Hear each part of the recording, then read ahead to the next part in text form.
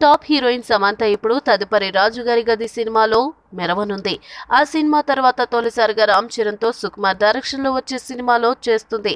అయితే బయట ఏదైనా కార్యక్రమానికి వచ్చే శామ్ ఎప్పుడు తన ఫ్యాషన్ తో మంటలు పుట్టిస్తుంది. కానీ ఇప్పుడు మాత్రం రూట్ మార్చేసింది.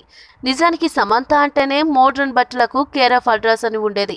ఆమె టాలీవుడ్ కు ఒక సోనాం కపూర్ తరహాలో ఫ్యాషనిస్ట్ గా వ్యవహరించేది.